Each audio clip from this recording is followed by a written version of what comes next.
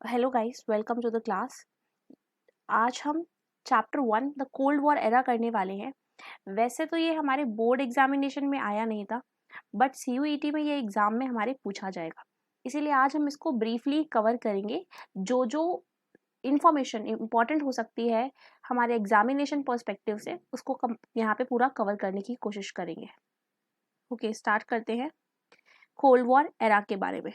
अच्छा, before starting cold war era we should must have knowledge कि cold war era से पहले world का सिनेरियो क्या था, वर्ल्ड में चल क्या रहा था। हमें ब्रीफली नॉलेज होनी चाहिए कि वर्ल्ड पॉलिटिक्स में क्या चल रहा था। हमें नॉलेज होनी चाहिए कि वर्ल्ड वॉर 1 जो है उसका टाइम पीरियड क्या है। वर्ल्ड वॉर 1 का जो टाइम पीरियड है वो हमें पता होना चाहिए। वर्ल्ड वॉर सेकेंड का टाइम पीरियड हमें पता होना चाहिए। उसके बाद ही हम कोल्ड वॉर एरा को समझ पाएंगे, वर्ल्ड में चल क्या रहा था। उसी के जरिए हमें समझ में आएगा कि ये कोल्ड वॉर एरा जो है वो एक कौन से टाइम पीरियड को प्रेफर करता है, कौन से टाइम पीरियड को यहाँ पे रेफर करता है। वर्ल्ड वॉर 1 की जब हम बात करते हैं तो वर्ल्ड वॉर 1 जो है वो 1914 से लेकर 1918 के टाइम पीरियड तक चलती है, हमें पता है। इसी तरीके से वर्ल्ड वॉर सेकेंड जो है वो 1945 तक चलती है, जो कि स्टार्ट होती है 1939 में। राइट, तो इतना क्लियर होना हमारे लिए बहुत ज़्यादा ज़रूरी है। अब जैसे ही 1945 में वर्ल्ड वॉर सेकेंड खत्म होती है, वैसे ही वर्ल्ड में दो सुपर पावर्स सामने आ चुकी होती हैं, और ये दो सुपर पावर्स एक दूसरे को अपने आप से ज्यादा समझ रही होती हैं। ये दोनों सुपर पावर्स अपने आप को एक से बढ़कर एक समझ रही होती हैं, और इन दोनों सुपर पावर्स के बीच में अब ये जो टेंशन का माहौल है, ये जो टेंशन्स क्रिएट हुई हैं, इसी को हम कोल्ड वॉर एरा के नाम से जानते हैं, और इसी टाइम पीरियड को कोल्ड वॉर एरा के नाम से रेफर किया जाता है। So when ever question is asking कि कोल्ड वॉर एरा का टाइम पीरियड क्या है, कब स्टार्ट होता है, कब एंड होता है, तो हमें पता होना चाहिए कि कोल्ड वॉर एरा जो है वो स्टार्ट हुआ था हमारा,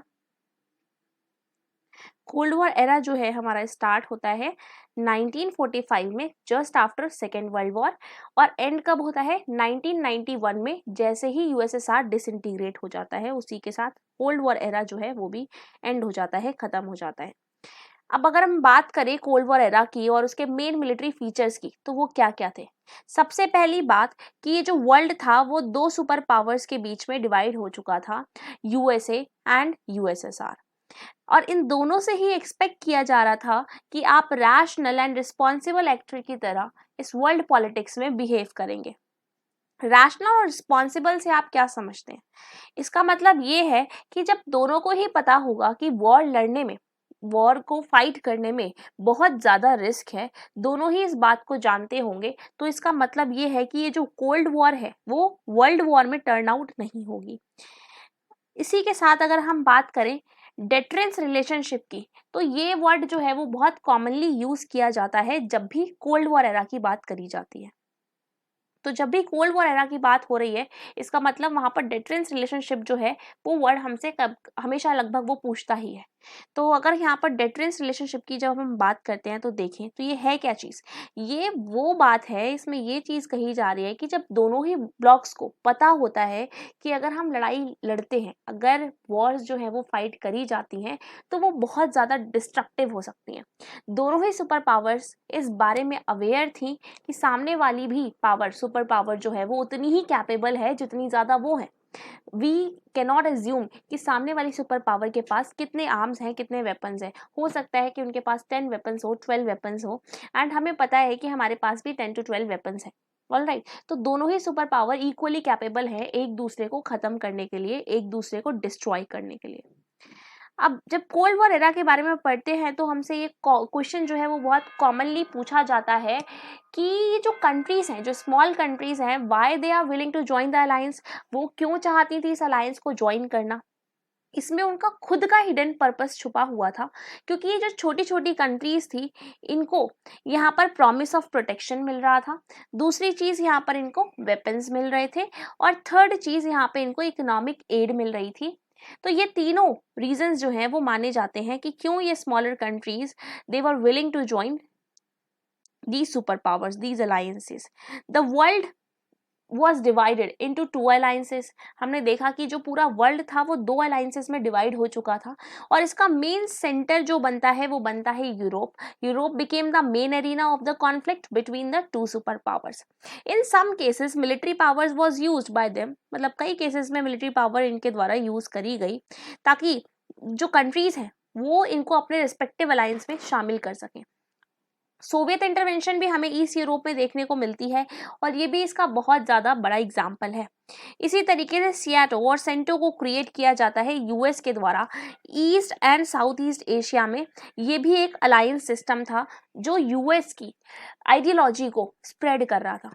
अब जब भी हम कोल्ड वॉर एरा के बारे में पढ़ रहे हैं तो हमें दो चीज़ों के बारे में और पता होना चाहिए कि यूएसए कौन सी आइडियोलॉजी को फॉलो करता था और यूएसएसआर कौन सी आइडियोलॉजी को फॉलो करता था।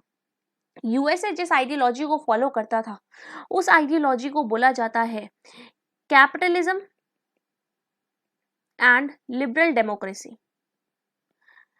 कैपिटलिज्म एंड लिबरल डेमोक्रेसी के आइडिया को यहाँ पर यूएसए फॉलो करता था और यूएसएसआर हमारा सोशलिज्म के पैटर्न को और लिबरलिज्म एंड सोशलिज्म के पैटर्न को एंड कम्युनिज्म के पैटर्न को यहाँ पर फॉलो करता था। ठीक है, तो ये दो सुपर पावर्स ये अपनी दो आइडियोलॉजीज को पूरे वर्ल्ड में स्प्रेड करने के लिए लगी हुई थी। यूएसएसआर और चाइना की अगर हम बात करें तो इनके काफ़ी क्लोज रिलेशंस हमें देखने को मिलते हैं नॉर्थ कोरिया और इराक के साथ। आपको ऐसा फील नहीं होता है कि नॉर्थ कोरिया में आज जो हम वर्ल्ड पॉलिटिक्स देखते हैं कि वहाँ पर एक डिक्टेटर का रूल है, तो ये चीज़ ये जो रूट्स हैं ये ऑलरेडी कहीं ना कहीं से जुड़ी हुई हैं। तो ये उसी टाइम पीरियड से जुड़ी हुई है जब सोशलिज्म और कम्युनिज्म की बात करी जाती थी और यूएसएसआर खुद भी एक ऐसी ही कंट्री था जहाँ पर सिर्फ एक पार्टी का रूल हुआ करता था। एंड चाइना इज स्टिल, हम जानते हैं चाइना का भी वही हाल है अभी। ठीक है, तो इसके जो रिलेशंस हैं वो इसके आइडियोलॉजी को भी वहाँ पर रिफ्लेक्ट कर देते हैं। Why super power needed help of smaller countries. ये जो सुपर पावर्स थी इनको क्या ज़रूरत थी, मतलब इनको क्या हेल्प की ज़रूरत थी और ये क्यों चाहती थी कि छोटी छोटी कंट्रीज इनको ज्वाइन करें। इनका तो देख लिया हमने कि हाँ ठीक है, जो छोटी कंट्रीज थी उनको फ़ायदा मिलता था, प्रॉमिस ऑफ प्रोटेक्शन मिलता था, वेपन्स मिलते थे, इकोनॉमिक एड मिलती थी। बट ये बड़ी कंट्रीज, बड़े ये जो अलायंस थे ये क्यों चाहते थे कि ये छोटी कंट्रीज इनका पार्ट बन जाए? इसलिए क्योंकि यहाँ से इनको वाइटल रिसोर्सेज मिल जाते थे जैसे ऑयल एंड मिनरल। इनको एक ऐसी टेरिटरी मिल जाती थी जहाँ से ये अपने वेपन्स को, ट्रूप्स को लॉन्च कर सकते हैं सामने वाली पार्टी के ऊपर। इनको एक लोकेशन मिल जाती थी जहाँ से एक दूसरे के ऊपर नज़र रख सकते हैं। इनको इकोनॉमिक सपोर्ट भी मिल जाता था। ये जो छोटी छोटी कंट्रीज थी ये मिलकर इनके इकोनॉमिक और मिलिट्री एक्सपेंसेस को उठा लेती थी। They were also important for ideological reasons. Of course ये बात है, ये तभी मैटर करता है कि भाई आपके पीछे भीड़ कितनी है, इतना क्राउड कितना है, तभी आइडियोलॉजी जो है वो आपकी मोर पावरफुल यहाँ पर दिखेगी, है ना। बट अगर एक कोई ऐसा इंसान है जिसके पीछे सिर्फ बहुत कम लोग यहाँ पर खड़े हुए हैं तो लोग सोचेंगे कि इसकी आइडियोलॉजी को फॉलो करने में ज़्यादा कुछ फ़ायदा है नहीं। क्योंकि ऐसा क्यों पता चलेगा हमें? ऐसा इसलिए पता चल जाएगा क्योंकि ये चीज़ देखने को मिल जाएगी कि ऑफ कोर्स ये बात है, अगर ज़्यादा लोग इसकी आइडियोलॉजी को फॉलो नहीं कर रहे हैं तो मे बी इनकी आइडियोलॉजी उतनी अच्छी नहीं होगी। ठीक है, आइडियोलॉजिकल रीजंस भी थे। Arenas of the cold war. Arena मतलब क्या है? ऐसा एरिया जहाँ पर ये क्राइसिस चल रहा था और ऐसा कौन सा एरिया था जहाँ पर ये जो सुपर पावर्स थी वो यहाँ पर एक तरीके से उसको अपना एरिया क्रिएट करी थी और जहाँ पर ये क्राइसिस जो है वो चलता है, थ्रेटन करता है इन अलायंसेस के बीच में, but not cross certain limits. मतलब इनके बीच में छोटी छोटी लड़ाई तो होती है, इनके अलायंसेस और इनकी जो मेंबर कंट्रीज होती हैं उनके बीच में छोटी छोटी फाइट्स तो होती हैं, छोटी छोटी कन्फ्रंटेशंस तो होती हैं, बट एक लिटरल वॉर नहीं हुई। इस वजह से ये कोल्ड वॉर जो है वो वर्ल्ड वॉर थर्ड में नहीं बदली। Are you getting my point? उसके बाद अगर हम देखते हैं डायरेक्ट कन्फ्रंटेशंस, ये क्या थी? जब हम बात करते हैं डायरेक्ट कन्फ्रंटेशंस की तो मैंने बताया आपको कि कई बार हमने देखा कि छोटी छोटी कंट्रीज जो थी वो आपस में लड़ रही थी और मेन लड़ाई यूएसए और यूएसएसआर के बीच में हुई नहीं थी। तो ये जो डायरेक्ट कन्फ्रंटेशंस है ये हमें यही बताती है। कोरिया में ही इसी तरीके की एक वॉर 1950 से लेकर 1953 के बीच में चलती है। बर्लिन में भी 1958 से लेकर 62 के बीच में वॉर चलती है and same goes with Congo.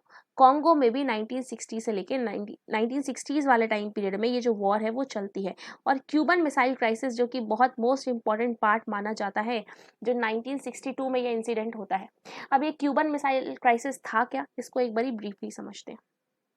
Cuban missile crisis की अगर हम बात करें तो एक छोटी सी आइलैंड कंट्री है जिसको आप देख सकते हैं इस मैप में, जो कि यूनाइटेड स्टेट्स के बिल्कुल पास में लोकेटेड है, बट ये दोस्त थी यूएसएसआर की।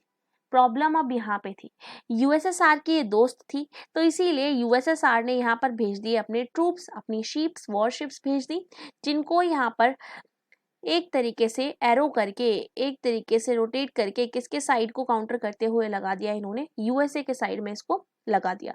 तो जैसे ही ये बात यूएस तक पहुंचती है, जैसे ही ये बात जॉन एफ कैनेडी को पता चलती है, वैसे ही वो यहाँ पर यूएसएसआर को अलर्ट कर देते हैं और बोलते हैं कि अगर आप अपनी वॉरशिप्स को बैक कर लेंगे, वापस ले जाएंगे, तो ये आपके लिए भी अच्छा रहेगा, हमारे लिए भी अच्छा रहेगा, अदरवाइज ये जो वॉर है वो स्टार्ट हो सकती है। अब मैंने बताया कि इन दोनों ही कंट्रीज के बीच में कौन सी रिलेशनशिप थी, डेटरेंस रिलेशनशिप। तो इन दोनों ही कंट्रीज को पता था कि ये इक्वली कैपेबल हैं एक दूसरे को डिवास्ट करने के लिए, एक दूसरे को डिस्ट्रक्ट करने के लिए। तो इसीलिए यहाँ पर यूएसएसआर अपनी समझदारी दिखाता है और ये अपनी वॉरशिप्स को यहाँ पे वापस बुला लेता है क्यूबा से। ओके, अब आगे देखते हैं जरा। जैसे ही ये छोटी छोटी वॉर्स चल रही होती हैं अलग अलग जगह पे, तो यहाँ पर काफी सारी लाइव्स जो हैं वो भी चली जाती हैं, कोरिया में, वियतनाम में, अफगानिस्तान में। बट ये जो लकली हमारा जो वर्ल्ड था ये बच जाता है किसी भी बड़ी न्यूक्लियर वॉर के होने से।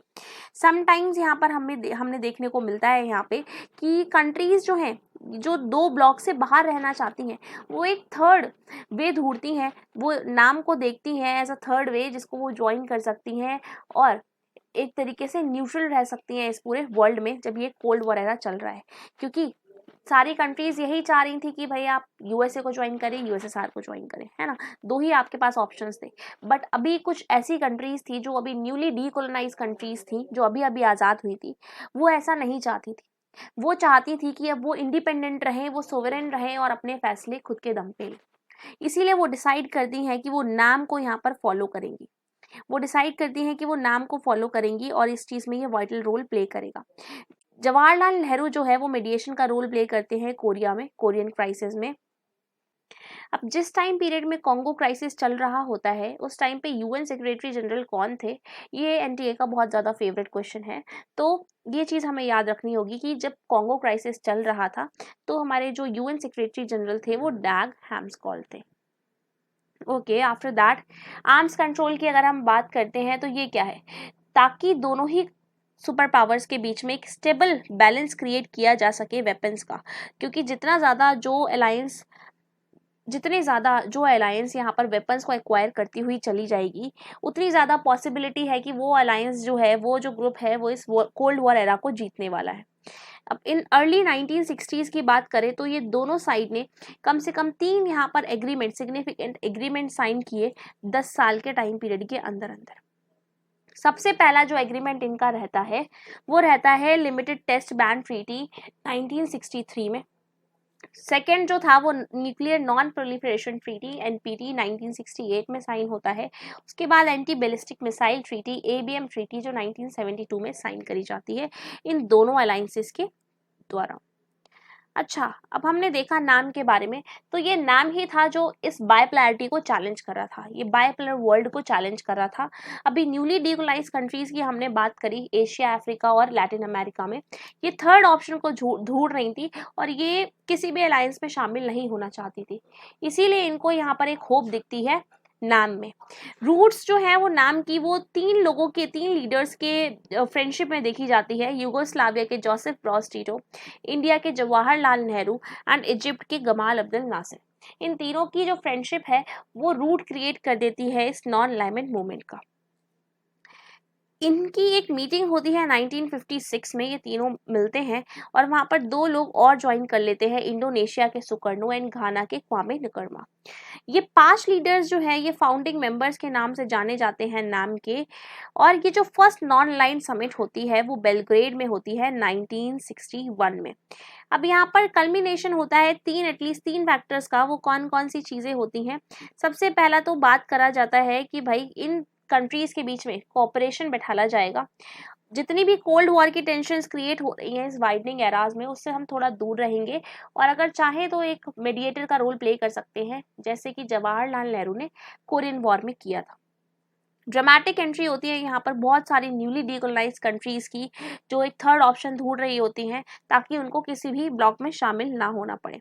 ये हम देख सकते हैं, ये तीनों दोस्त हैं यहाँ पे जवाहरलाल नेहरू एंड बाकी हमारे दोनों कंट्री के लीडर्स।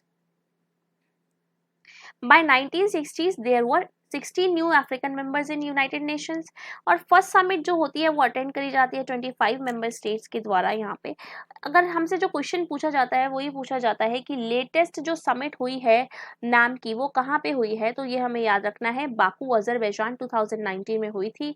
और अभी 2024 में युगांडा के कंपाला में ये 19th समिट जो है वो होने वाली है। तो ये CUET के पर्सपेक्टिव से हमारे लिए एक इम्पॉर्टेंट क्वेश्चन बन सकता है।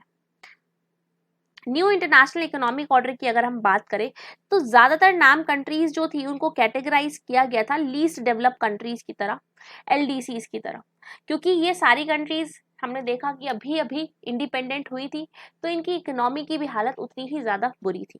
इन कंट्रीज में इकोनॉमिक डेवलपमेंट की बहुत ज्यादा जरूरत थी, और ये जो आइडिया है, the idea of NIEO originated with this realization. वैसे ही NIEO का, न्यू इंटरनेशनल इकोनॉमिक ऑर्डर का आइडिया इसी पर्सपेक्टिव में सामने आता है, इसी चीज को रियलाइज करने के बाद। यूनाइटेड नेशंस की एक कॉन्फ्रेंस होती है on trade and development, UNCTAD, United Nations conference on trade and development.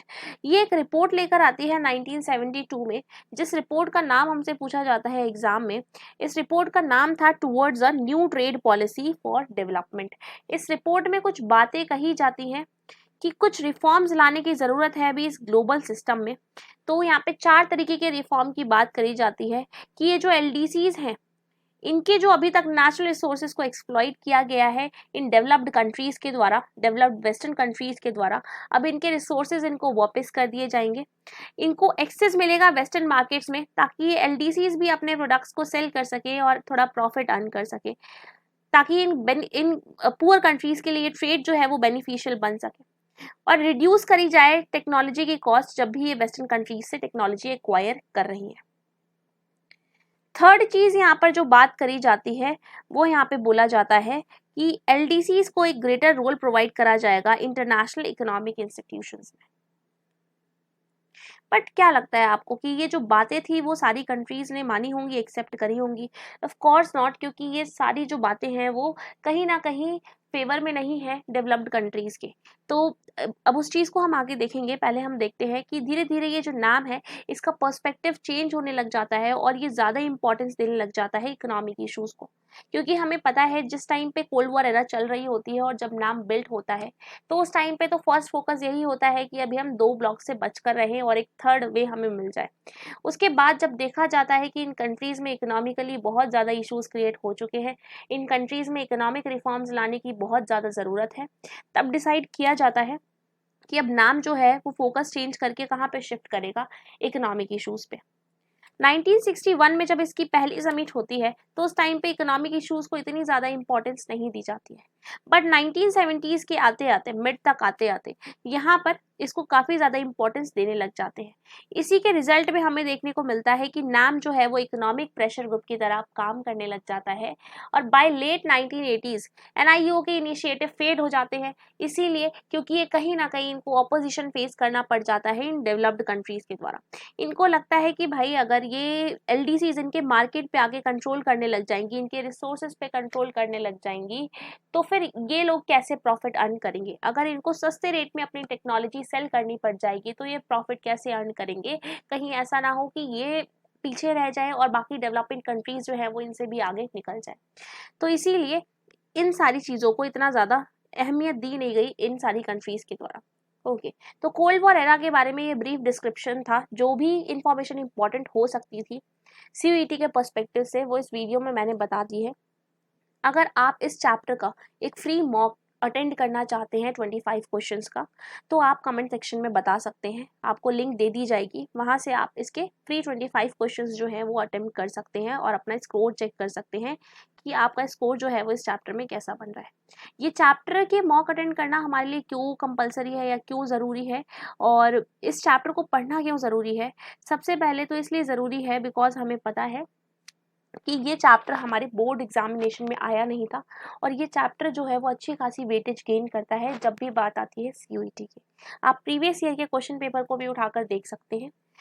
बाकी इस वीडियो के लिए इतना ही। नेक्स्ट वीडियो जो है वो एंड ऑफ बायोपोलैरिटी पे आएगा और आप चाहें तो चैनल को सब्सक्राइब करके रख सकते हैं उस नेक्स्ट वीडियो को देखने के लिए। Okay, that's it for this video. Keep practicing. अगर आपको इस चैप्टर के नोट्स चाहिए तो आप कमेंट करके बोल सकते हैं। Thank you so much.